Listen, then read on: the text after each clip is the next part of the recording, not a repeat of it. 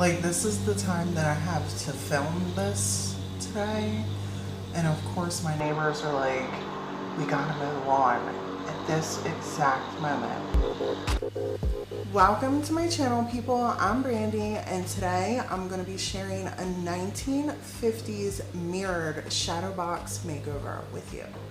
This piece of furniture was actually my grandmother's many years ago before she passed, and my dad has been holding on to this gem for quite some time and finally has decided to incorporate it into his home and asked me to update it. So of course I jumped at the chance to do that because this piece holds so many memories for me. Every childhood memory at her house, Christmas, Easter, this thing was decked out. Tinsel, garland, lights, everything, everywhere, plants, flowers. It was such a centerpiece in the home.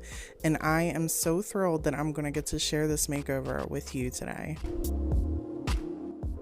Of course, I'm going to take a moment to see what I have gotten myself into with this piece.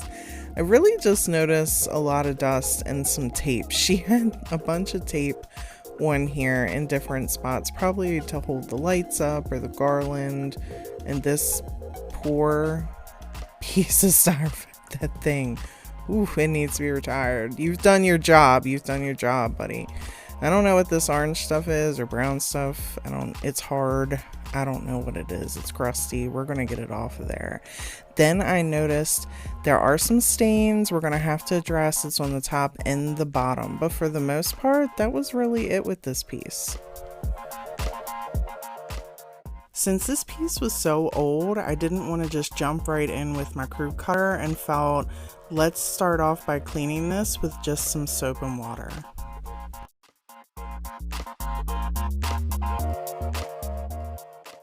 Oops.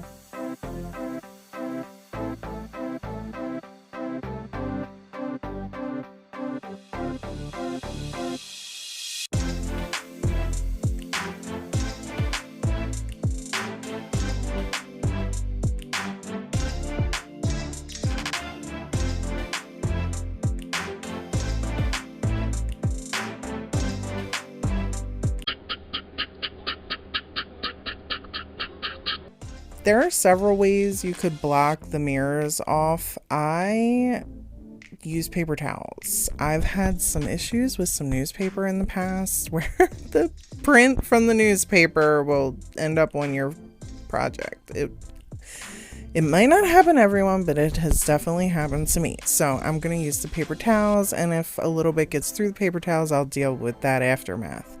Anyhow, when I was done trimming them to size to cover the mirrors, I just used some painter's tape to cover the rest of the mirrors up, and then an X-Acto knife to get those precise little cuts. And if I messed up at all, I just snipped some painter's tape into the tiny little grooves.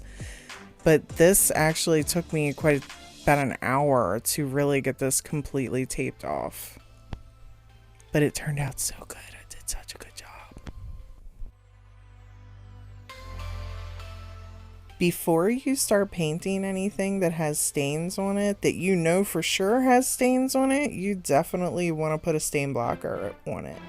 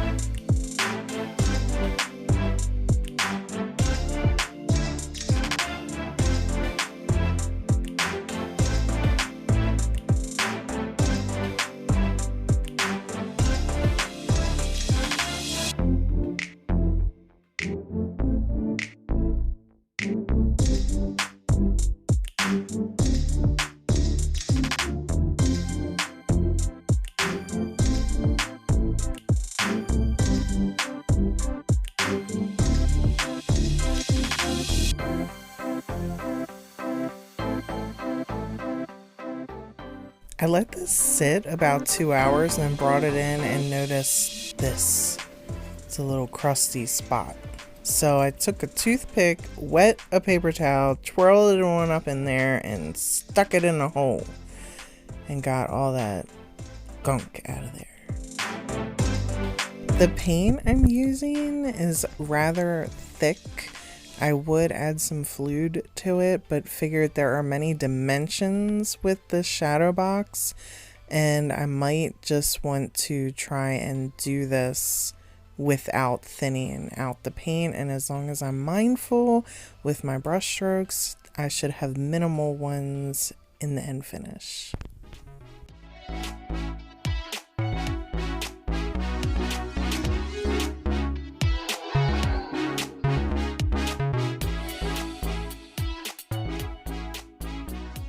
Sometimes pieces can have really close sections and you'll get globs of paint. A little tip is to just take a piece of paper and slice it right through.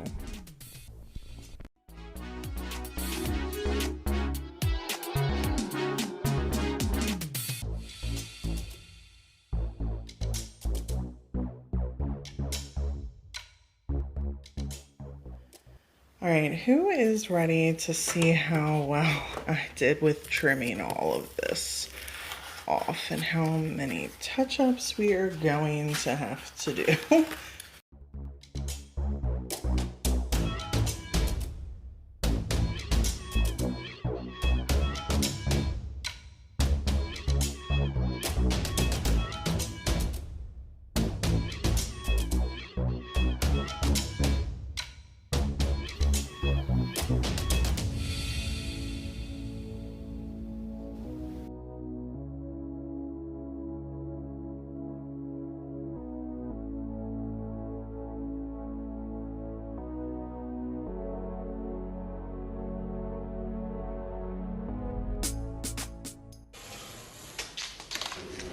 Oh no. Since I'm gonna have to touch up the mirror pieces anyway, I figured let me get more paint on the mirror if I have to and freehand and wing these edges in here. But I actually did a pretty amazing job just cutting in there. Yep, that's right, toot my own horn there, deal with it. Sorry about that. Anyhow, this little razor, I can't think of the name of it at the moment, but it scrapes the glass, look at that, and it's getting the paint off, and it's also making sure the edges are nice and crisp where they all meet in together with the mirror and the wood. And I don't know why the camera's getting fuzzy. Viewers don't like fuzzy. Why is it getting fuzzy? I don't know. It did that in one of my other videos. I'm gonna have to look into that. When I was all done, I took just a piece of cloth and went all along the edges and got all the crusty bits and put them towards the center of the mirror so that way I could tell if there was anything else I needed to touch up, and then went back in with the paintbrush. And then finally I called in the big guns.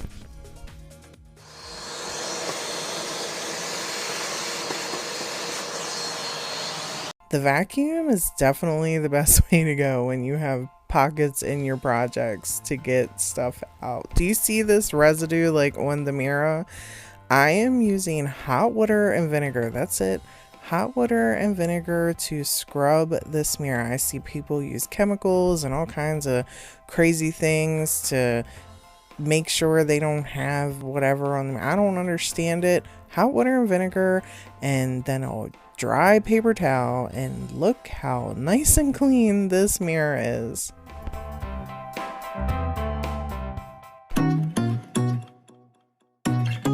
Here we are, people. Magnifique-amazing. I love it. It's beautiful. Oh, I hope my grandmother would like it. It's so pretty.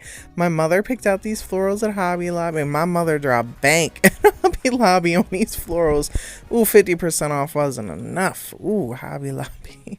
The chicken wire turned out good. No more stains. It's so pretty. I'm so happy with it. Let me know what you guys think in the comments below, please. I'd love to hear from you. And don't forget, if you enjoyed this video, to click the like button and hit the subscribe button if you want to see more videos with me.